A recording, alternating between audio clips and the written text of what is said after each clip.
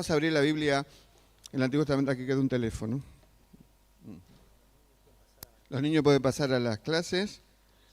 Como de costumbre, ya queda poco para la escuela dominical que se reinicie en marzo. Voy a hacer dos aclaraciones antes de leer la lectura bíblica. En primero de Samuel.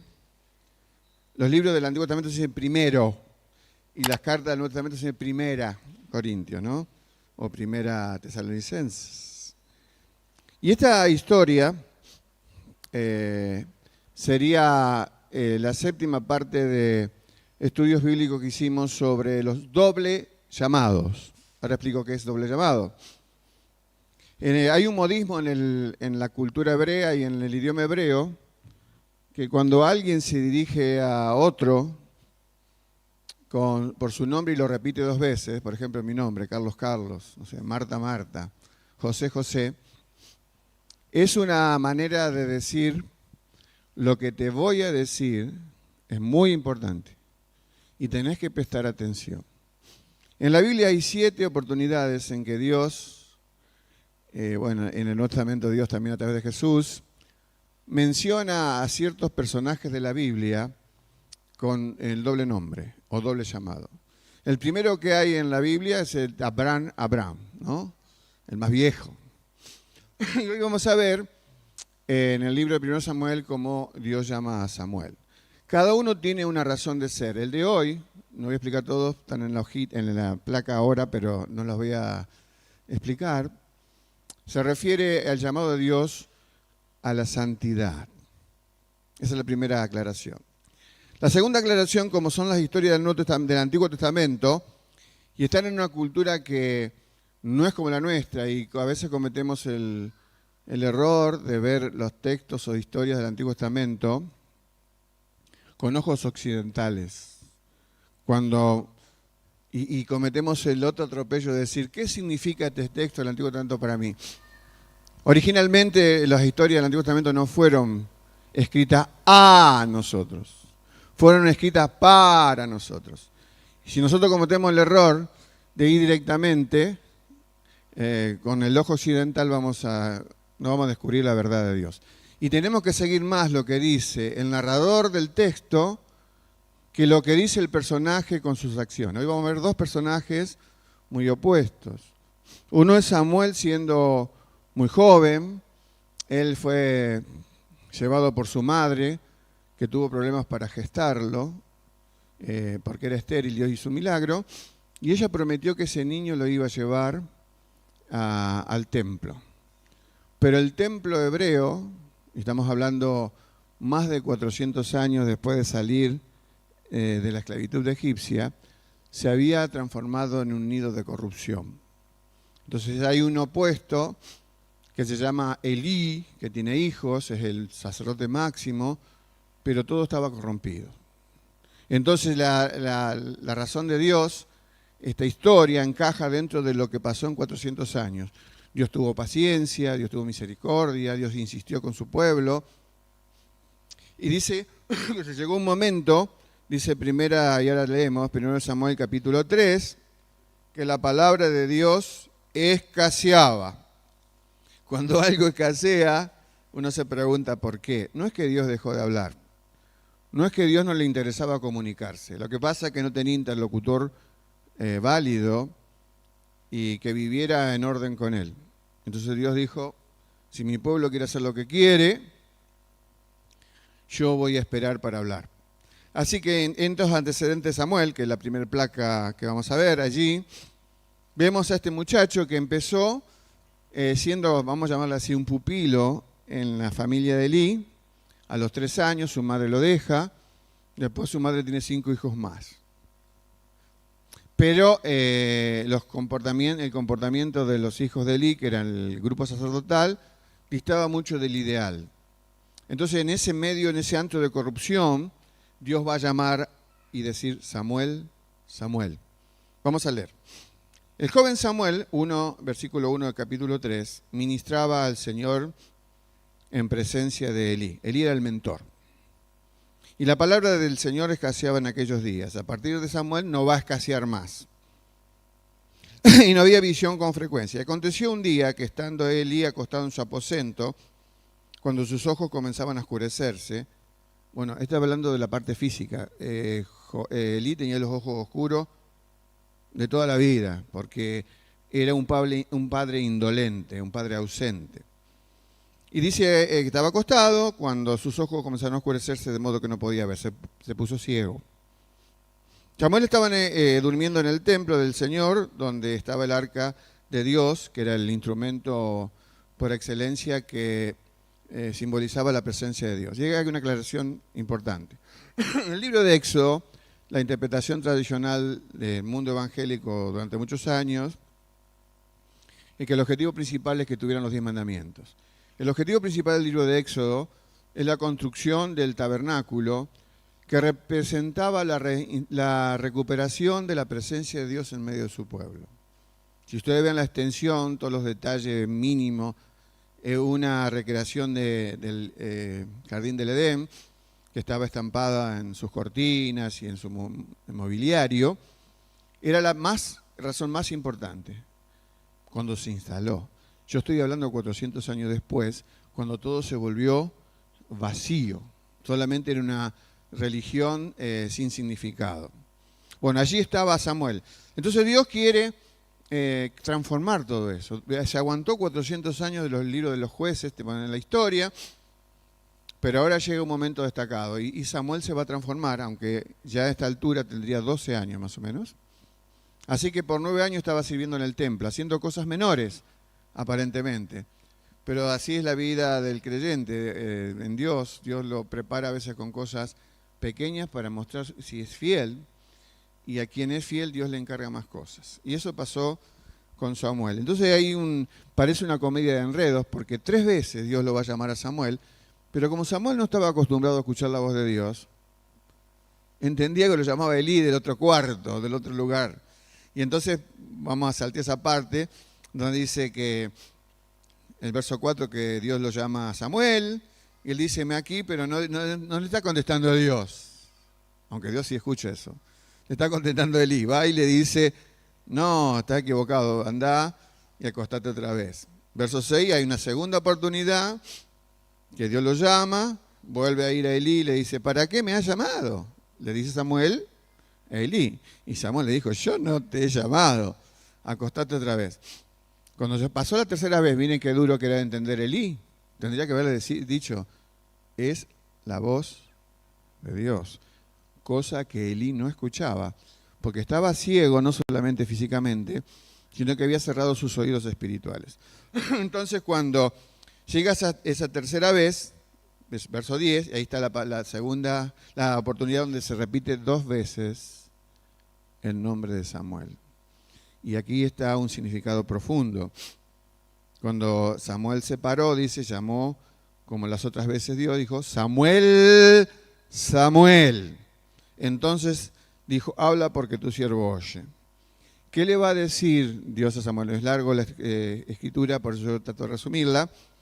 Le va a decir, se terminó el tiempo de Elí. O sea, el tiempo del arrepentimiento no existió. No es la primera vez que Dios lo llamaba, si no hay tiempo para el capítulo 2, pero en el capítulo 2 Dios manda un emisario, un profeta, que no dice su nombre, pero le dice, Elí, has puesto a tus hijos antes que a Dios. No has considerado para nada la vivencia que debías llevar. Él era el sacerdote en el mundo antiguo, cuando estaba así organizado como estaba organizado después de Éxodo al final. Ellos tenían la obligación de, entre comillas, de enseñar la ley de Dios. Pero enseñaban una cosa y vivían la corrupción completa. Tanto es así que forzaban a la gente traía sus ofrendas, en aquel tiempo eran ofrendas de animales que tenían carne sustanciosa, entonces usaban un garfio, un elemento para atrapar, para tomar por la fuerza. Era algo tremendamente corrupto, impúdico. Entonces, por esa razón, por la práctica continuada del pecado, Dios dijo, se terminó, Elí. Te mandé a un profeta, no hubo caso, Y ahora cuando recibe este mensaje, imagínense, Samuel fue prohijado durante casi 9 años. Y el primer mensaje que recibe de Dios es un mensaje durísimo. Y habrá dicho, ¿se lo digo o no se lo digo? Y Elí sospechaba algo porque Dios estaba usando otros mensajeros. Y lo presiona al muchacho, porque es un chico de 12 años, para que le diga, ¿qué te dijo Dios? Lo estoy diciendo en forma de paráfrasis, contextualizada al siglo XXI. Y ahí fue el mensaje de dureza. Entonces, la razón de ser entonces, los antecedentes de Samuel, Samuel vivía entonces en tiempos de grave corrupción. Las características, la placa 4, resume las características del sacerdocio en esa época. Estaba completamente, había declinado, era una acción vacía. Fíjense 3 cosas en la placa 4. Era un sacerdocio que se apropiaba para sí en beneficio propio de lo que correspondía a Dios. Y el sacerdocio del Antiguo Testamento viene a ser una figura de lo que iba a ser el sacerdocio de Jesús cuando Él viniera cientos de años después. Lo dice el libro de Hebreos, que Dios eligió a Jesús, a alguien santo, sin mancha, apartado de los pecadores, exaltado más allá de los cielos. La imagen del verdadero sacerdote, que viene a interceder por nosotros. La función del sacerdote es interceder ante Dios por los hombres. Eso hizo Jesús. Por eso se llama el sacerdote máximo, sumo sacerdote. Y dice Hebreos 7:25, por eso puede Jesús, también salvar perpetuamente a los que por Él se acercan a Dios, viviendo siempre para interceder por ellos. Por eso no tenía validez la intercesión de estos sacerdotes corruptos. Así que la primera característica era para beneficio propio, el sacerdote es para beneficio de otro. Segunda característica, era un sacerdocio autoritario. Dice el 2:29, que se apropiaban de las cosas por la fuerza. Esto era algo terrible. Imagínense cómo estaba Dios, porque esta historia, es lo que no aclaré en el principio, las historias del Antiguo Testamento tenemos que tener mucho cuidado, porque lo que hacen los personajes no es lo más importante. El narrador, que nos cuenta la historia conectadas con el todo, lleva un mensaje de la autoridad de Dios. Y lo importante no es leer la historia de Samuel, que fue un buen hombre, o la mala historia de Elí, que fue un mal hombre. Lo importante es la historia de Dios, que está usando a estos personajes para llevar a cabo sus planes y sus propósitos. ¿Se acuerdan cómo comenzó todo? Dios y el hombre unidos. Eso no se sabe cuánto tiempo ocurrió. Pero el hombre se independizó de Dios por decisiones equivocadas y malas. Y ahí comenzó nuestro gran peregrinaje en la vida, habló de la raza humana. De tal manera que Dios tuvo que tratar, y esto sería la infancia de la revelación completa es a través de Jesucristo, para que Dios quería resolver este problema del pecado. Porque la santidad de Dios y el pecado no van. Dios dialoga con un pueblo santo, pero Dios guarda silencio y no hace nada cuando el pueblo no vive en santidad delante de Él. Y también este sacerdocio era un sacerdocio que menospreciaba el culto a Dios. Eso es lo peor que podían haber hecho, porque en un sentido eran ayudadores para que la gente se vinculara con Dios, la gente que entendiera la palabra de Dios. Así que Samuel, placa 5, se está levantando allí por parte de Dios y por el llamado de Dios para finalizar este tiempo de silencio, donde escaseaba la palabra de Dios y no había visión con frecuencia. Ahora vamos a pasar a la historia de hoy. ¿Qué somos hoy? La Biblia dice en el libro de 1 Pedro que venimos a ser un linaje escogido, habla de la iglesia de Cristo, no esta, sino esta es una parte de la historia general de la iglesia. Y la iglesia es un real sacerdocio. Se mezclan dos cosas que parecen que estarían contrapuestas. Una nación santa, pueblo adquirido por Dios, para que anunciemos las virtudes de aquel que nos llamó de las tinieblas, o llamó a la luz admirable. O sea que Dios hoy tiene un nuevo pueblo sacerdotal, nada que ver con aquel que en el comienzo fue bueno, pero luego se prostituyó. Y hay un nuevo santuario. No es un templo de telas como era el tabernáculo antiguo o como era el templo de Salomón después. Es la iglesia de Cristo. ¿Y por qué yo soy sacerdote y vos también si sos de Cristo? Porque somos hermanos del gran sumo sacerdote que es Jesús. Y dice el libro de Hebreos, por tanto, el que santifica como los que son santificados, son todos de un Padre. Por lo cual Él no se avergüenza, Jesús, el sumo sacerdote, de llamarnos hermanos. Así que hay una conexión entre historia antigua y esta que estoy leyendo de 1 Pedro. ¿Por qué? Porque el propósito de Dios lo tuvo desde siempre para tener este sacerdocio, que dice Pedro, para anunciar. Pero es más que anunciar o decir con palabras. Alguien lo tradujo como también exhibir. ¿Y cómo se exhiben las virtudes de Cristo? A través de aquellos que portan la vida interior de Cristo. Dios demanda esencialmente de aquellos que nos decimos cristianos y que aquí por Pedro están llamados, por Dios mismo, llamados sacerdotes. Porque Dios es un Dios santo. Y cuando le pide Dios al ser humano, dice, sed santos, no dice como yo soy santo. Dice, porque yo soy santo. Hay una gran diferencia que ahora voy a explicar. Así que, cuando se refieren al Señor, en su llegada al mundo, ¿se acuerdan el ángel que le avisa a María? Y María casi se desmaya de que iba a ser madre sobrenatural. Y Dios le dice, la traducción de la Reina Valera dice, el santo ser, pero sabemos que la que se quiso decir en el original griego es lo santo que nacerá. Porque Jesucristo no tiene inicio, es eterno. Lo que tiene inicio es su naturaleza física, que es semejante a la nuestra, no igual. ¿Qué dicen los apóstoles de la vida de Jesús? Dice que somos redimidos por la sangre preciosa de Cristo y que es un cordero sin mancha y sin contaminación. Un cordero santo. Así que la descripción de la vida de Jesús es una vida santa.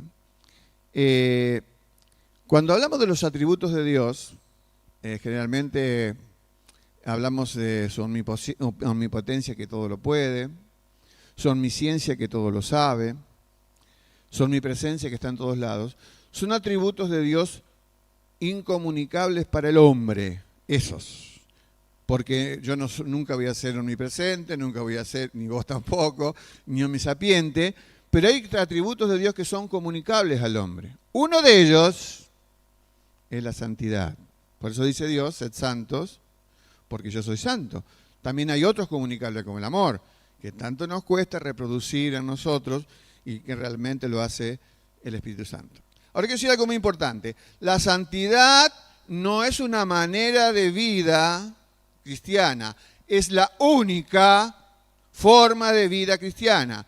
No hay opciones para la santidad. Es una condición propia de quien vive a Cristo. La santidad no es el camino a Cristo, sino que Cristo es el camino a la santidad. La santidad no es un estilo de vida cristiana, es el único estilo de vida. Ahora, ¿cómo puedo ser santo? Ojo que aquí es donde tenemos problemas. Algo que para los hombres es imposible. ¿Cómo puede pedirme Dios que lo sea, si por más que me esfuerce en mirar reglas y normas, no llego ni a la mínima parte? La razón es que la vida cristiana es Cristo viviendo en mí. Lo decía Pablo en Filipenses 1, porque para mí el vivir es Cristo. Y lo decía más explícitamente en Gálatas 2:20, con Cristo estoy juntamente crucificado, y ya no vivo yo, mas vive Cristo en mí. Ese es el único camino que marca la Biblia con claridad. ¿Cómo puede ser el cristiano vivir en santidad? No es que te esfuerces, amigo, podés esforzarte todo lo que quieras, no va a llegar a nada. No es que te pongas reglas, voy a hacer esto, voy a hacer aquello. No, es dejar a Cristo que viva la vida cristiana en vos. Si uno observa todas las demandas, vamos a llamarlas demandas, de la vida perfecta del cristiano, no son dadas simplemente al cristiano, son dadas al Cristo, si es que vive en vos.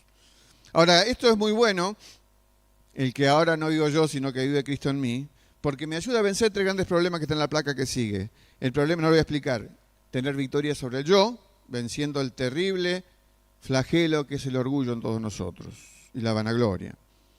Segundo problema que me ayuda a vencer, y que es la única manera, es tener victoria sobre la carne, que es lo opuesto al espíritu. Yo y vos somos una fábrica de pecar.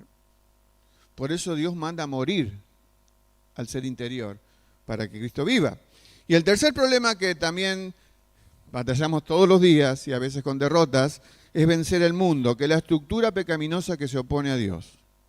Esa es la acepción de mundo. Hay otras más acepciones, pero es la que se refiere la Biblia y que nos causa daño cuando dice Juan, no améis el mundo. Así que la liberación del pecado, que es lo que siempre batalla contra nuestras vidas y nos mancha y nos deteriora, y el mundo fogonea más el estado de mi corazón, es el resultado de una vinculación con Cristo. La palabra de que usa la Biblia es muy buena, es participante. Uno dice, ¿participante de qué? Participante es identificación con Cristo. No busques santidad por tu esfuerzo personal, no la va a encontrar, ni por normas religiosas que la dicte cualquiera que sea, no sirve. Solo eres santo cuando vives al santo, y ese es Jesús. Dios me libera de la esclavitud del pecado para que le sirva a Él.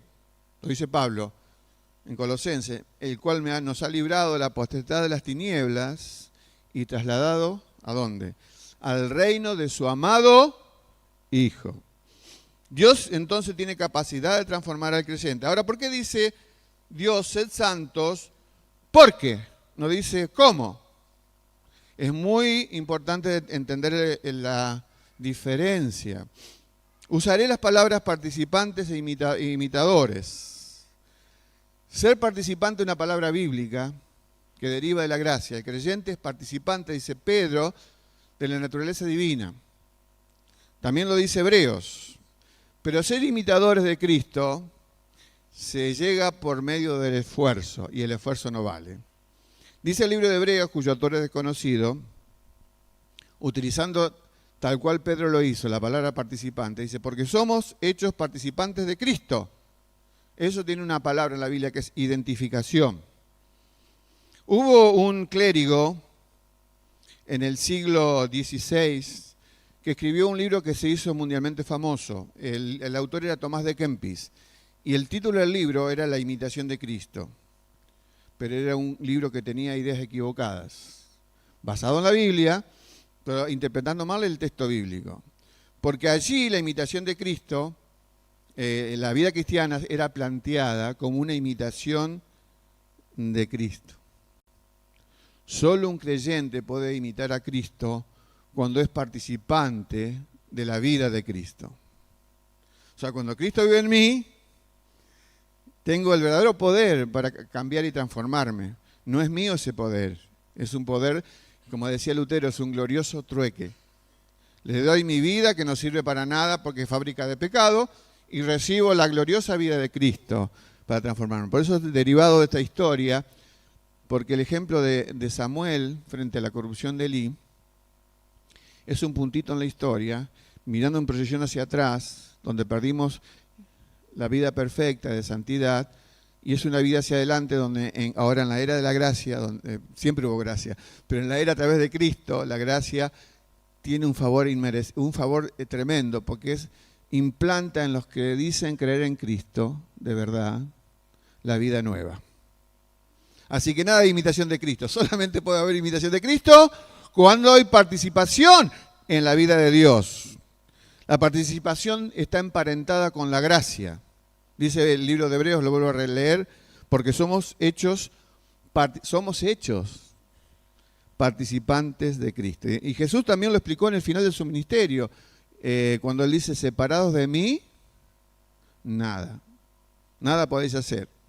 Y también dice, permaneced en mí y yo en vosotros. Cristo está en mí y yo estoy en Cristo. Y me lleva a los lugares especiales, llamados en la Biblia lugares celestiales.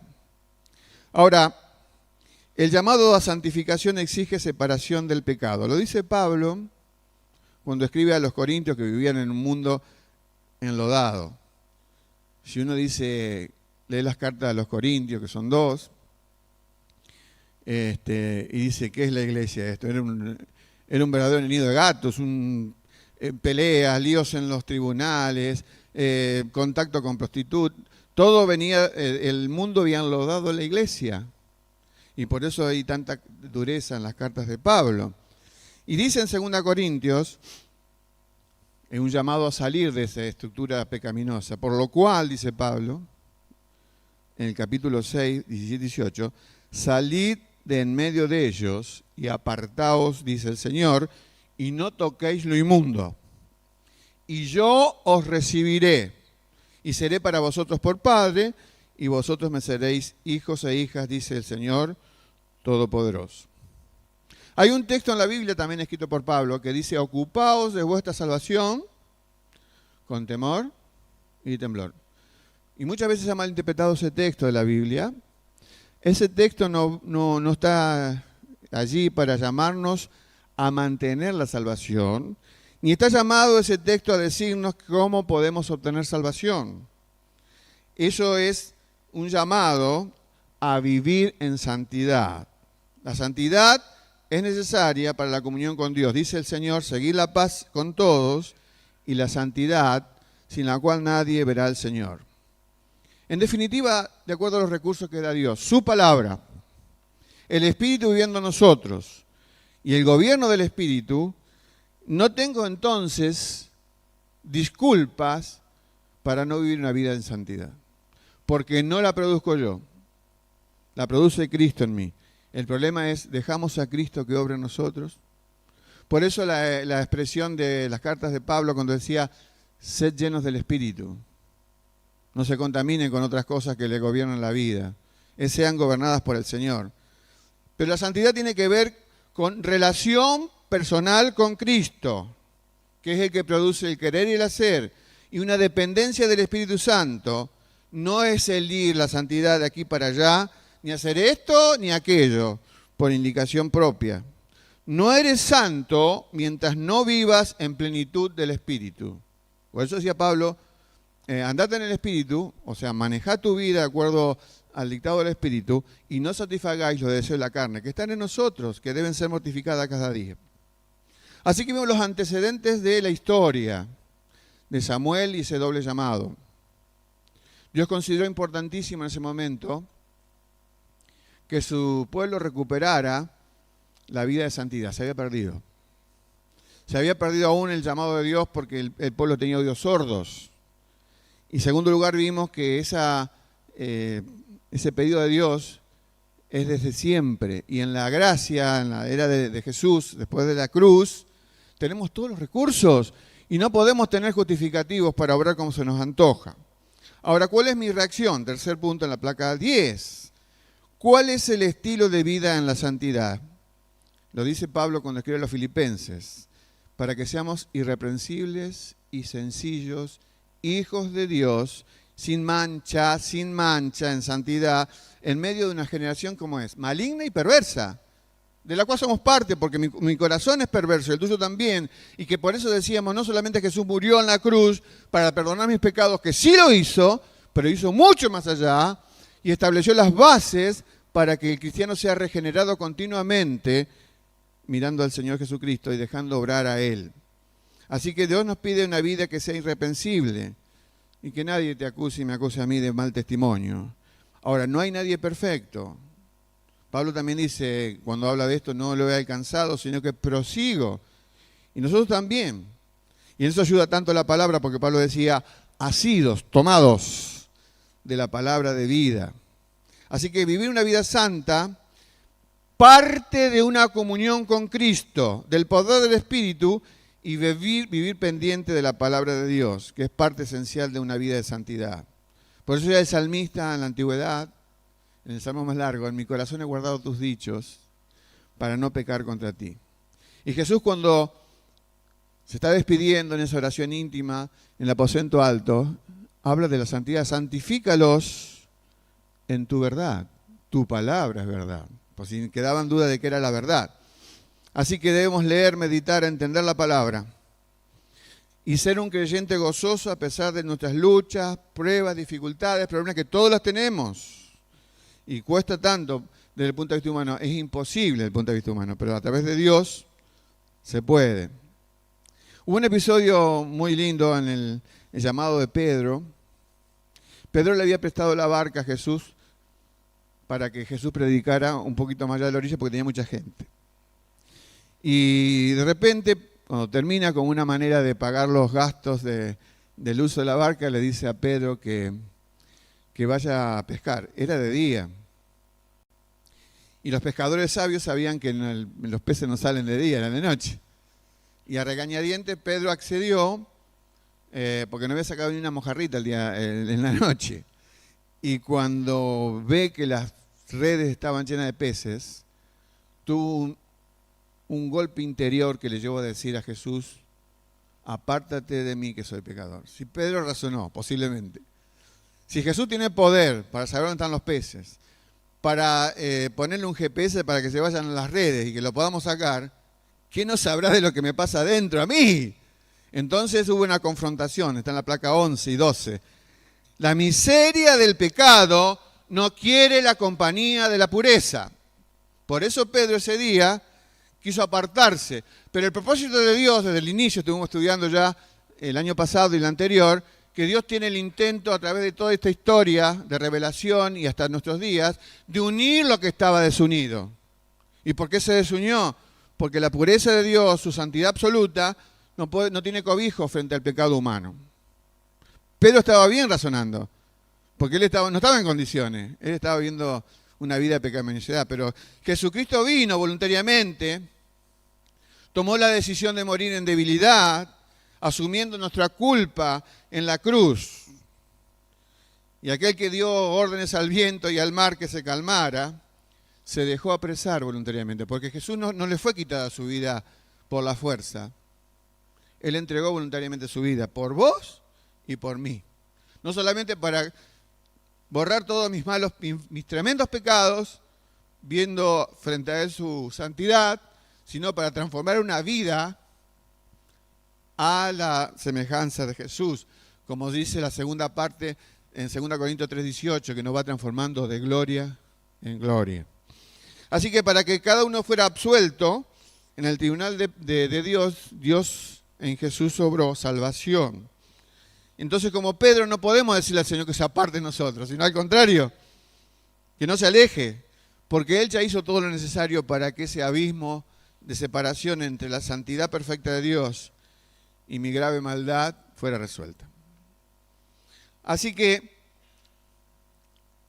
tenemos la razón por la cual el Señor envió su palabra para que el hombre le conociera, y mientras más conoce la palabra, más conoce a Dios. Hay dos maneras que podemos conocer a Dios, que la Biblia explica.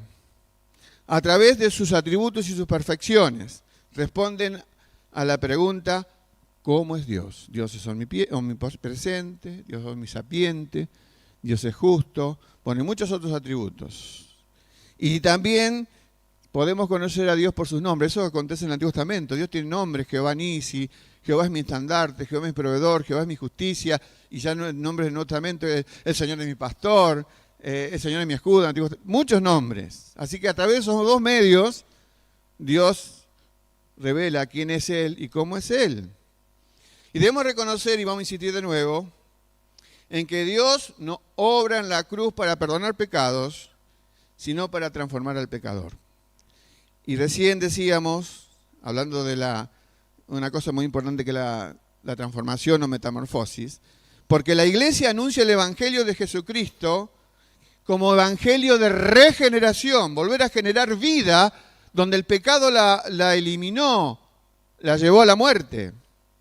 Así que la persona que cree en Cristo es cambiada, si permite el creyente, por el poder de Cristo, o si no se producen estos cambios, no hay vida cristiana.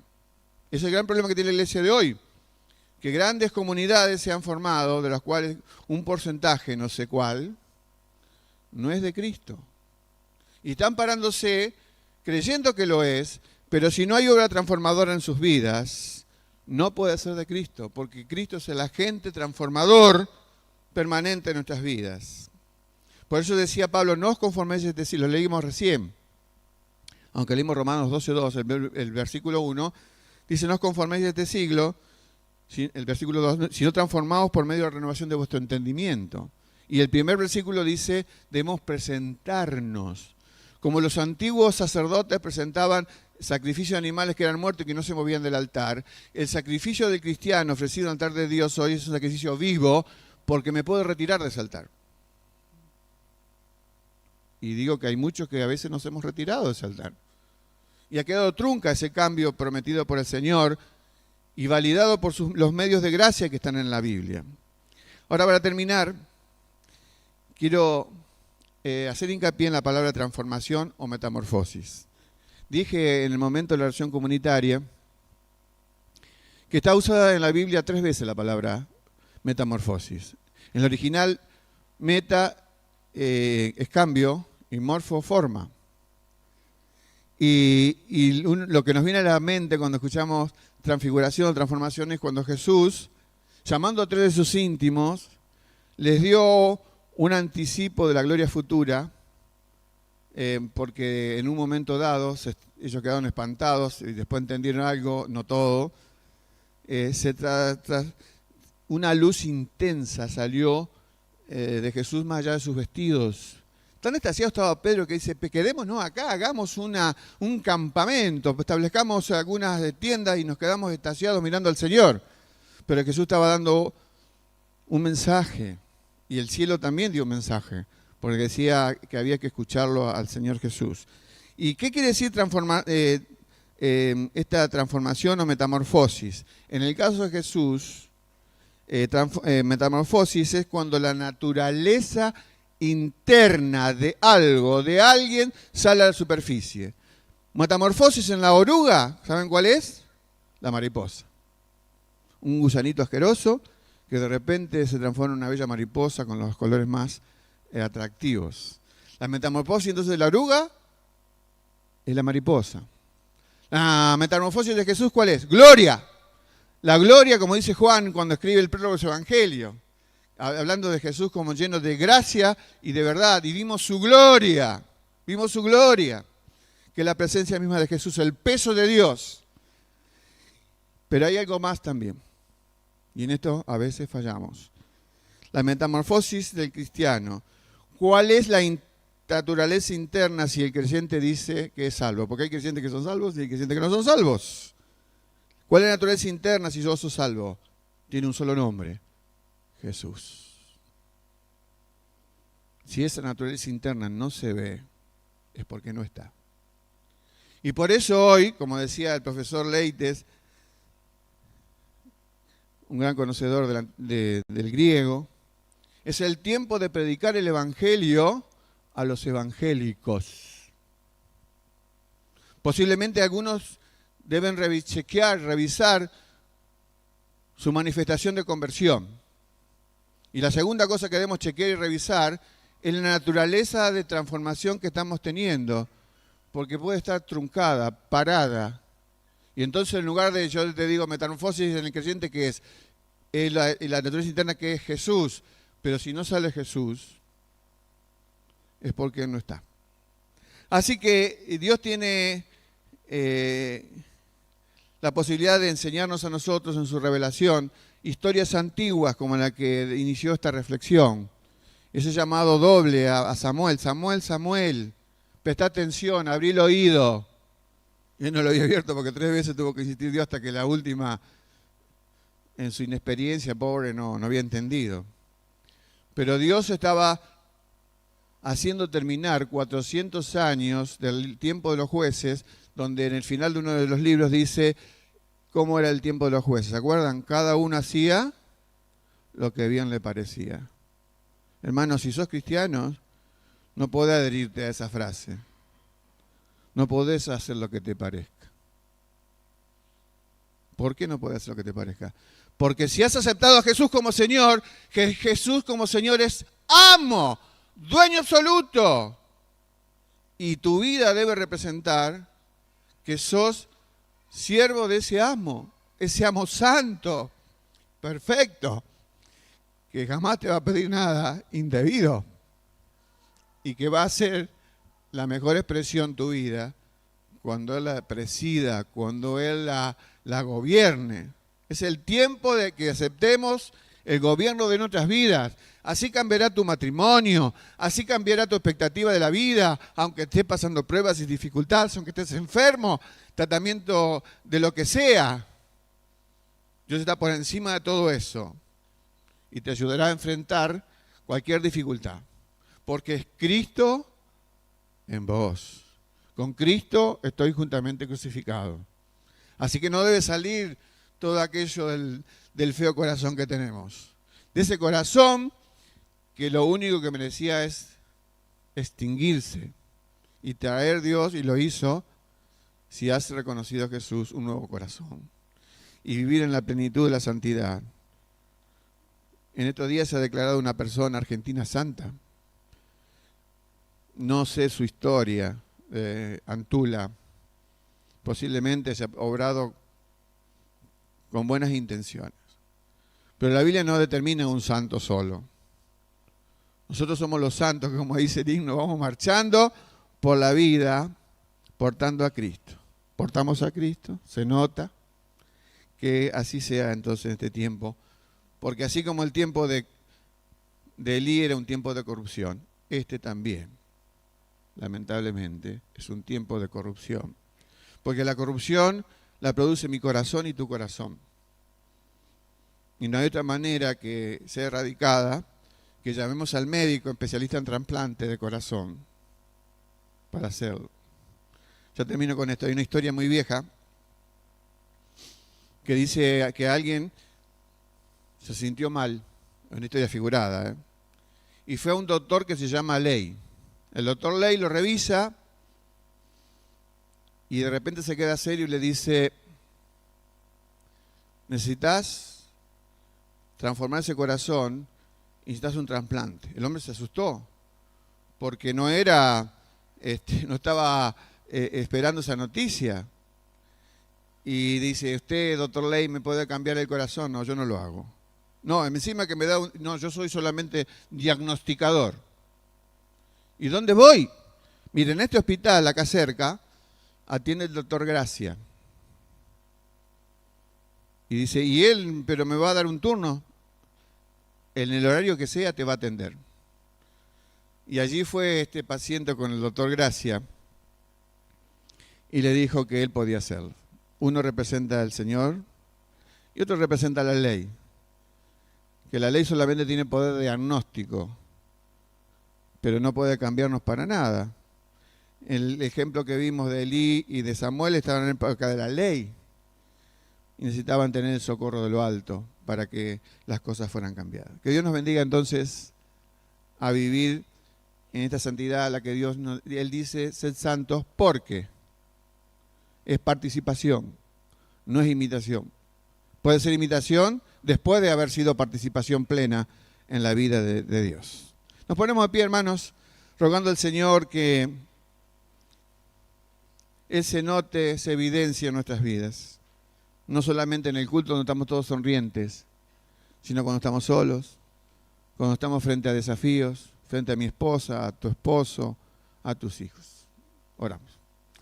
Señor nuestro Dios, gracias por estas historias antiguas, que en realidad no son la historia de Samuel, no es la historia de Elí, es la historia tuya, que usaste personajes falibles y que no los dejaste allí para que los imitemos. Solamente hay una imitación en nuestra vida que puede ser posible, la tuya, Señor.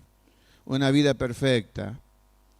Y que solamente a través de tus medios de gracia, tu palabra, el gobierno del Espíritu, puede ser posible que lleguemos a ser participantes en primer lugar y luego practicantes o imitadores de una vida perfecta que es la que tuviste. Señor, ayúdanos a que en este mundo difícil, en el cual tú nos pusiste como luminares, y como decía Pablo, que estemos asidos a la palabra de vida, para que mostremos la vida resurrecta, una vida diferente, y que evidenciemos el trasplante de corazón que Jesús ha hecho en nosotros. Lo pedimos, lo honramos al nombre del Señor en este día especial, y por su nombre pedimos. Amén. Dios les bendiga, mis hermanos.